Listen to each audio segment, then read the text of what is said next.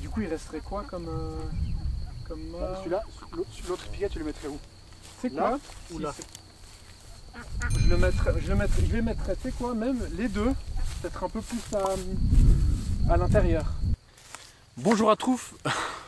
Bonjour à tous, bienvenue pour un nouvel épisode. Aujourd'hui, on va donner de la verticalité au jardin. Verticalité, ça veut dire qu'on va installer tous les tuteurs. Donc là, j'ai fait venir mon collègue Axel, qui est lui l'expert en bois, et puis je lui ai demandé de faire justement des structures un peu plus pérennes, parce que les bambous c'est bien joli, mais ça se casse, ça s'enfonce pas très bien, un peu la galère. Du coup cette année j'ai opté vraiment pour des structures plus pérennes et plus costauds, et je vais vous montrer comment je vais guider les choses. Ce sera pour les tomates, et c'est vrai que j'ai particulièrement apprécié l'année passée de les guider justement avec des ficelles, et je vous expliquerai ça aussi soit dans un autre épisode, soit un petit peu plus tard dans cette vidéo. Et le but, ça va être vraiment de donner toute la verticalité au mandala, donc une plate-bande sur deux. On va mettre ces structures qui vont permettre justement de pouvoir guider mes tomates avec des ficelles, et ensuite faire grimper aussi les haricots à rames. Donc c'est ce qui va vraiment permettre de verticaliser et de donner de la hauteur au potager, et aussi un côté très esthétique avec les haricots à rames qui coloniseront les structures.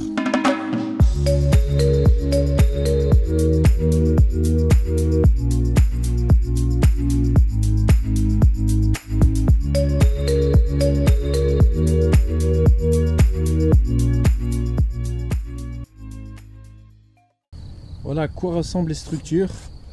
Donc le but, ça va être de simplement avec des ficelles s'accrocher en haut de la latte de bois, supérieure, et puis ensuite je tirerai mes ficelles pour tutorer mes tomates. C'est la façon que je préfère moi en tout cas, personnellement. Une structure pérenne qui va durer dans le temps, et puis après les haricots à rames coloniseront vraiment toute la structure. Du moins c'est l'objectif.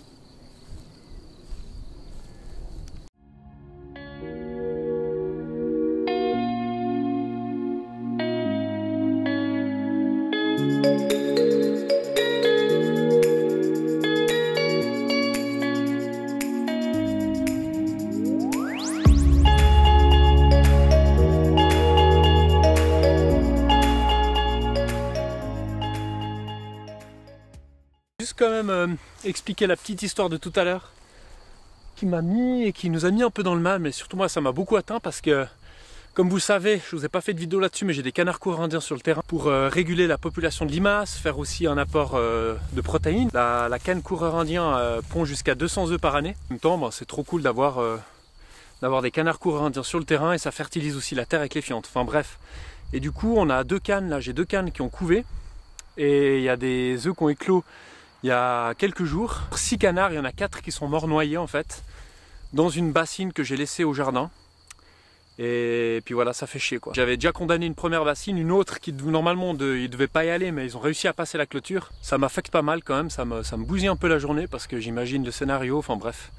Et puis comme première expérimentation, je souhaitais avoir le maximum de canetons qui arrivent à, on va dire, à maturité. Donc c'est, voilà, ça saoule, mais c'est la vie. C'est comme ça, on apprend, et puis il n'y aura pas d'autres, on va dire, d'autres erreurs de ce genre pour des prochaines volées.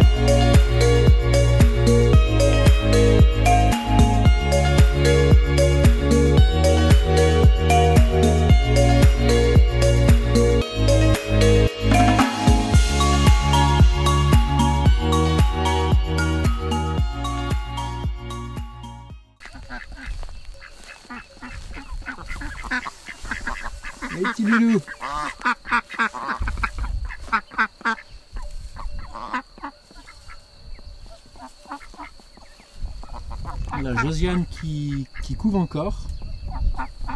On a Didier qui a couvé il y a quelques temps. Je ne sais pas si c'est une couvaison qui va porter des canetons. Bon les amis, on a fini le travail du jour, on a fait la zone mandala. Ça nous a pris quand même pas mal de temps, alors on voulait faire aussi la zone du fond parce que j'ai 8 plates-bandes au fond. Mais ce sera pour un deuxième épisode parce qu'il se fait tard et puis on va manger. Et puis de toute façon Axel a des vacances, il a pas mal de temps libre du coup la semaine prochaine, il me semble. On finira la semaine prochaine, donc là je vais vous montrer un petit peu ce que ça donne. Et en tout cas je suis vraiment trop content. Ça va être super beau dès que ce sera végétalisé avec les haricots à rames qui grimperont, puis qu'il y aurait juste à récolter à portée de main. Ce sera bien plus intéressant que mes bambous que j'avais l'année passée avec de la ficelle, où c'était pas du tout costaud quoi.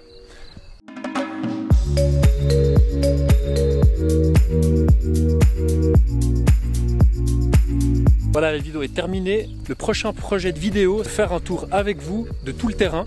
Comme ça, je vais vous montrer les différentes zones que j'ai faites, les différents, on va dire, biotopes.